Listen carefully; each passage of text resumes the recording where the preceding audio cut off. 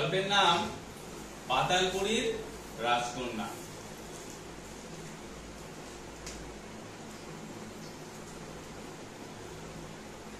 পাতাল, পাতাল মানে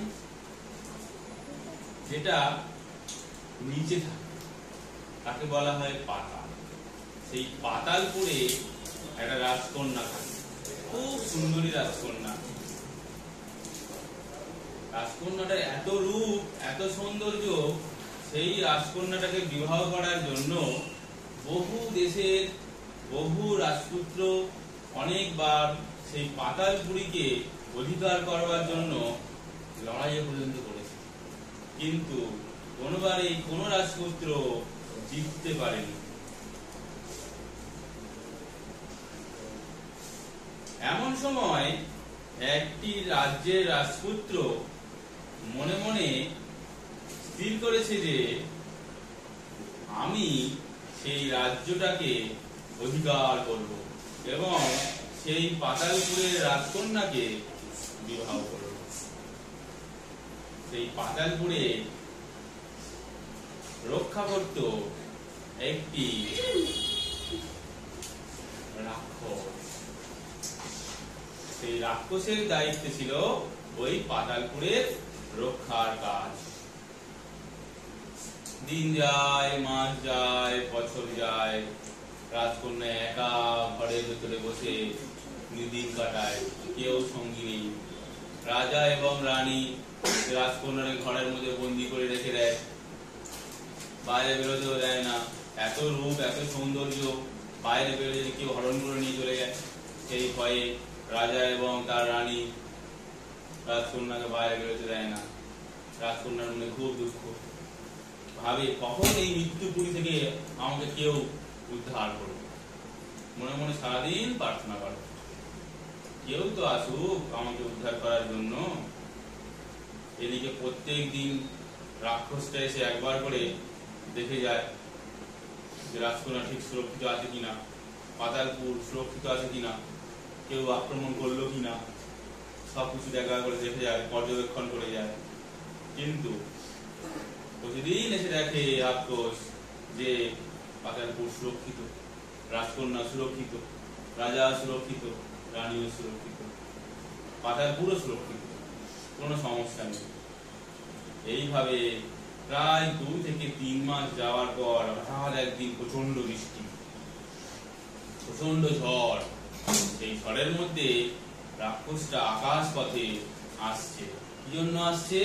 পাতালপুর সুরক্ষিত আছে কিনা দেখবার জন্য।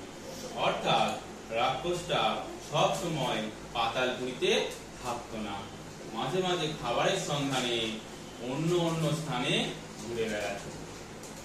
সেদিনও ঝড়ের আগের মুহূর্তে রাক্ষস বুঝতে না পেরে খাবারের সন্ধানে অন্য একটা জায়গায় গিয়েছিল, কিন্তু যেই বুঝতে পেরেছে ঝড় আসন্ন, সঙ্গে সঙ্গে আকাশ পথে সেই নিজের রাজ্যে ফিরে আসছে। এমন সময় ঝড়ের গতিবেগ এত যে রাক্ষসটা যে গতিবেগে আকাশ পথে আসছিল, ঝড়ের সঙ্গে এক প্রকার সংঘর্ষ হয়ে গতিবেগ অন্যদিকে ঘুরে যায় রাক্ষসের, এবং রাক্ষস অন্য একটা ভূমিতে গিয়ে আছড়ে পড়ে, প্রায় অচৈতন্য হয়ে পড়ে। ততক্ষণে এদিকে ঝড়ের প্রভাবে রাজ্য তছনছ হয়ে গেল। যখন রাক্ষসের চেতনা ফিরল, তখন দেখে না একটা পুকুরের ধারে পড়ে রয়েছে।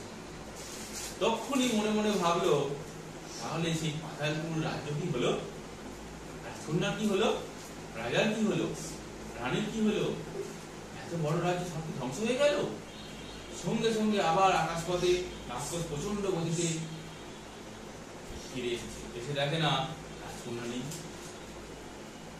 রাজা রানী মরে পড়ে আছে, সমস্ত সেনাবাহিনী তছনছ, পাতালপুরীর সামনে উদ্যান তছনছ করা। মনে মনে ভাবছে রাক্ষস, এটা কি কোনো বিদেশি সৈন্য এসে কি এই সময় তছনছ করে গেল, নাকি ঝড়?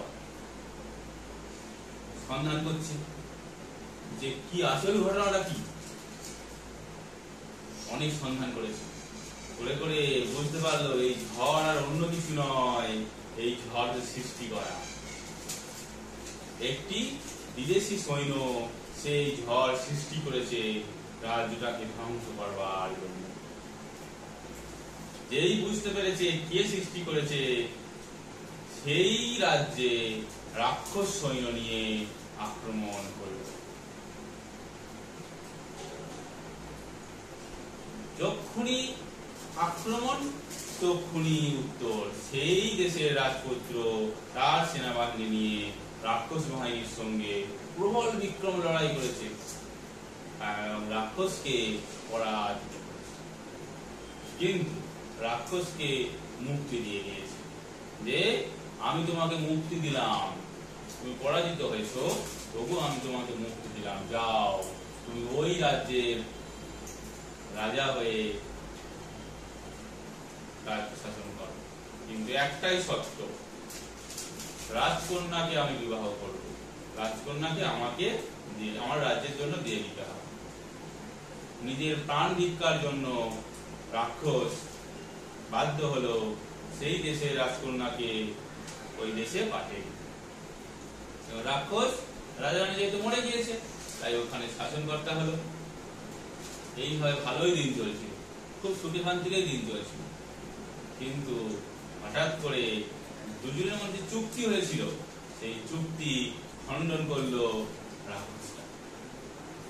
রাক্ষসটা মনে মনে ফন্দি আনলো যে এই প্রতিশোধ নিতেই হবে। আমার রাজ্য কখনো ওই রাজ্য আক্রমণ করেনি কোনো সময়, কিন্তু ওই রাজ্য আমার রাজ্যকে আক্রমণ করে আমার রাজা রানীকে মেরে দিয়ে, আমার সৈন্যবাহিনীকে নষ্ট করে দিয়ে, আমার দেশেরই রাজকন্যাকে অপহরণ করে নিয়ে গিয়েছে। এর প্রতিশোধ নেবই নেব। কিছুটা শক্তি সঞ্চয় করে সেনাবাহিনী গঠন করে শক্তিশালী হয়ে প্রায় 5 বছর পর আক্রমণ করেছে রাত্রিবেলা।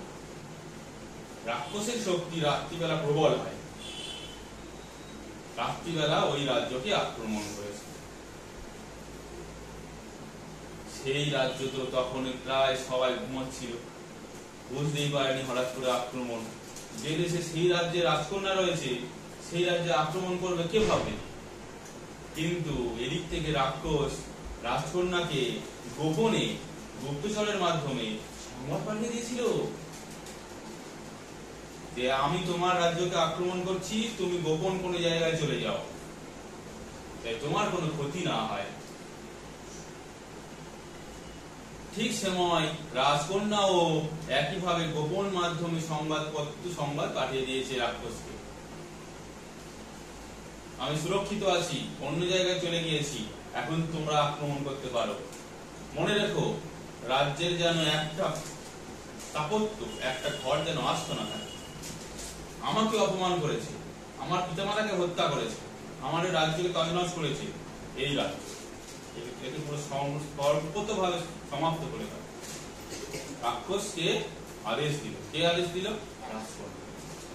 রাজকন্যার আদেশ অনুসারে রাক্ষস বাহিনী পুরো রাজ্যে আক্রমণ করে যখন একের পর এক ধ্বংস করছে অট্টালিকাগুলো, রাজপুত তখন সেই দেশে ছিল না, সে গিয়েছিল বিদেশ ভ্রমণ।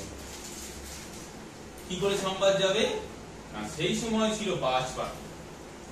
বাজ পাখির মাধ্যমে ওই রাজ্যের যে প্রধানমন্ত্রীর নাম ছিল শিলাদিত্য। সেই শিলাদিত্য রাজপুত্র কিংসুককে খবর পাঠাচ্ছে বাজ পাখির মাধ্যমে পায়ে বেঁধে, এই খবর পাঠাচ্ছে যে রাজপুত্র মহারাজ, আপনার রাজ্য আক্রমণ হয়েছে, আপনি এখন কোথায় আছেন? যত শীঘ্র পারেন রাজ্যে ফিরে আসুন, এই আক্রমণ প্রতিরোধ করুন, নাহলে রাজ্যের একটা ইট পাথরও বাকি থাকবে। দ্রুত গতিতে বাজ পাখি উড়ে গেল এবং কয়েক মিনিটের মধ্যে সেখানে চলে গিয়ে সেই খবর পৌঁছে দিয়ে বাজ পাখি চলে এলো এবং রাজা খবর পেয়ে গেল। রাজা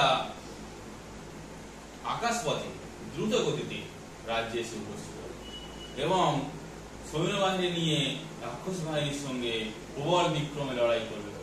কিন্তু এদিকে যে রাজকন্যা চলে গিয়েছিল সারাতে থেকে, রাজকন্যাকে দেখতে না পেয়ে রাজপুত্র মনের অবস্থা অত্যন্ত খারাপ। শেষ পর্যন্ত রাজকন্যায় কিনা আমার সঙ্গে বিশ্বাস কথা বললো। মনের দুঃখে রাজপুত্র ভাবলো, যেখানে রাজ্যের রাজকন্যাই নেই সেই রাজ্য থেকে কি লাভ, যেখানে রাজ্যের লক্ষ্মী নেই সেখানে রাজ্য থেকে কি লাভ।